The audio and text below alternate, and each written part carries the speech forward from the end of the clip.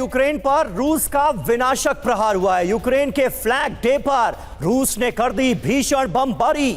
Missile, bomb और drone से एक साथ हमलों को अंजाम दिया गया। ये देखिए तस्वीरें यूक्रेन के फ्लैग डे पर किस तरह से दहला दिया गया यूक्रेन के कई इलाकों को रूस की तरफ से। रूस के रक्षा मंत्रालय ने दावा किया है कि हमले में यूक्रेन के 600 सैनिकों की एक साथ मौत हो गई। ये बड़े हमले रूस की तरफ से अंजाम दिए गए।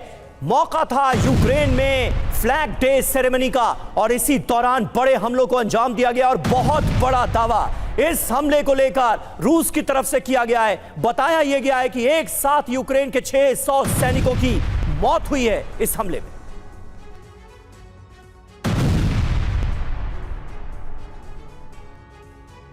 तो एक के बाद एक ताबड़तोड़ हमले फ्लैग डे पर मची यूक्रेन के अंदर तबाही, जिम्मेदार रूस। और आज यूक्रेन का स्वतंत्रता दिवस है करुणा, आज भी हमले रुकने का नाम नहीं ले रहे हैं।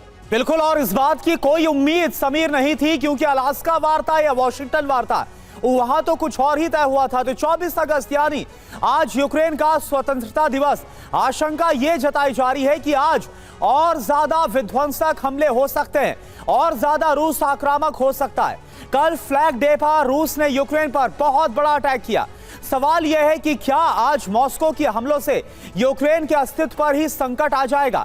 दरअसल रूस ने अचानक से यूक्रेन पर हमले और तेज कर दिए हैं। यूक्रेनी सैन्य छावनी पर भीषण बमबारी की गई, बैलिस्टिक मिसाइल और ड्रोन से प्रहार किया गया। यूक्रेनी सेना की बख्तरबंद गाड़ियां तबाह कर दी गई, नष्ट कर दी गई। ये हमले कहां हुए ये भी आप फटाफट जानिए। Zaporizhzhia, Donetsk, Belgorod, Luhansk, Kharkiv, इन सभी इलाकों को दहला कर रख दिया गया। और देखिए, इसको लेकर कुछ और अहम जानकारी है समीर। जी हां, और अहम जानकारियां, अहम खबरें लगातार सामने आ रही हैं। हुआ क्या वार्ता का?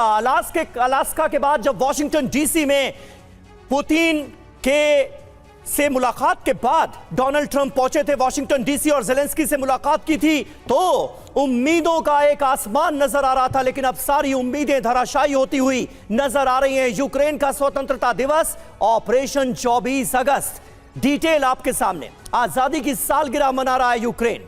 24 अगस्त 1991 को यूक्रेन को आजादी मिली थी। सोवियत संघ से अलग हुआ था यूक्रेन। अब आशंका क्या है? यूक्रेन पर बड़े हमले कर सकता है रूस, और ये हमले हो रहे हैं। रूस आजादी के जश्न को भी निशाना बना सकता है, अब इस बात के आसार हैं। हमारे साथ तमाम खास मेहमान मौजूद हैं। लेफ्टिनेंट जनरल नितिन कोहली हमारे साथ मौजूद हैं, कर्नल अनुराग शुक्ला हमारे साथ मौजूद हैं, air vice marshal OP Tiwari ji भी हमारे साथ मौजूद हैं। तिवारी जी, शुरुआत आपसे ही। फ्लैग डे पर कोहराम बरपा था यूक्रेन के अलग अलग शहरों में। आज स्वतंत्रता दिवस का जश्न है। इस जश्न में भी क्या रूस के धमाके होंगे? यह सिलसिला रुकेगा आज या और बढ़ेगा?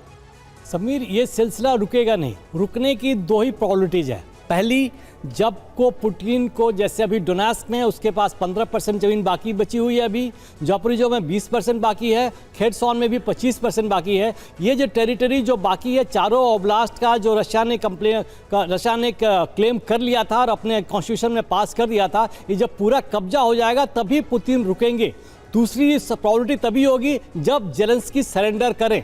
ज़ेलेंस्की को सरेंडर करने के लिए बाध्य किया जा रहा है। इस तरीके से ये कैपिटल पर और बाकी जगह इतना लार्ज स्केल पर इम्पैक्ट करते हुए अटैक किया जा रहा है ताकि वो विवश हो और सरेंडर करें।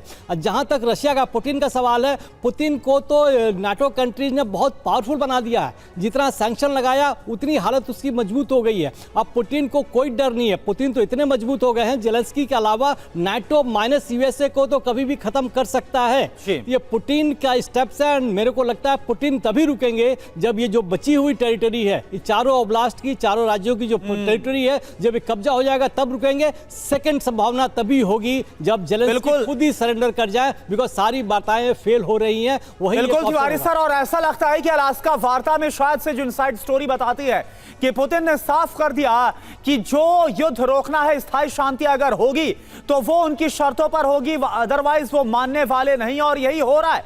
इसका जो परिणाम है युद्ध भूमि में नजर आ रहा है।